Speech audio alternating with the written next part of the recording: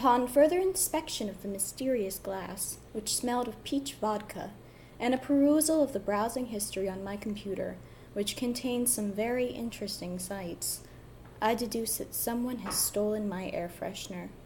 Someone who coveted it. Someone who enjoys girly liquor and questionable websites. Someone absent-minded and not so bright. Upon careful inspection of a list of possible suspects, I narrow it down to 3 likely candidates. Country Bob, a backwards pickpocket from Pennsylvania with a strange obsession for pop princesses. Pretty Dan, a California carjacker who always carries a comb. And Calamity Jane, a compulsive instrument thief from Chicago. All had shown a particular interest in the object. Deducing that this was probably not a big enough job for the good old CPD, I decide to take investigative matters into my own hands. I decide to dust for prints. First, I assemble my tools, all everyday household items. Baby powder, a soft bristle brush, a piece of black paper, and cellophane tape. Next, I examine the glass. It's covered with prints. Fingers leave behind oil and perspiration on smooth surfaces, creating a fingerprint. The powder will adhere to these oils, allowing me to lift the print from the glass. First, I dip the brush into the powder, making sure not to get too much powder on the brush. Then, I apply the powder to the print in a circular motion, just barely touching the glass. You don't want to smush the print or get too much powder on the glass, otherwise you'll mess up your fingerprint. Next, I take a piece of cellophane tape and place it over the print. Carefully. Again, you don't want to smush the print. I smooth it down.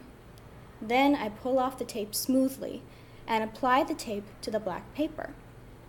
And there it is, the guilty party's thumbprint. Let's look at the print now. This print is called a whorl. See how the lines form a kind of whirlpool in the center of the print? Now we know what the thief's print looks like. All we need is a match. I bring in the suspects for questioning, taking an inked thumbprint from each. Pretty Dan is up first. Let's take a look at his print. It's faint, but we can see that this too is a whorl. Well, let's compare it to the thief's print. Oh, no match. In this print, the whorl begins in the center, while in Dan's print, it begins in the lower right-hand corner. Looks like Dan's off the hook. Next, there's Calamity Jane. Another whorl. But look at the thief's print. Jane's whorl begins too high to be a match. I guess she's off the hook too. Well, it has to be Country Bob. Let's look at his print. There's the whorl. The shape of the print looks the same. But wait. The whorl begins in the left side of the print, not the right. See? It doesn't look the same. So who has the air freshener? Suddenly it comes to me. Remember when we did the lineup earlier, and when I showed you Bob hugging the missing object? He wasn't wearing a hat. But when we did the mug shot, he had on a cap. There's only one explanation. Bob has a twin. Country Rob.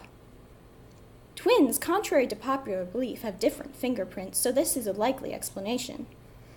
After a little questioning, Bob cracks like an egg. His twin took it. But the fact remains my air freshener is still missing. Watch out, Country Rob. I'm on your trail, and once I find you, get ready to do some time behind bars.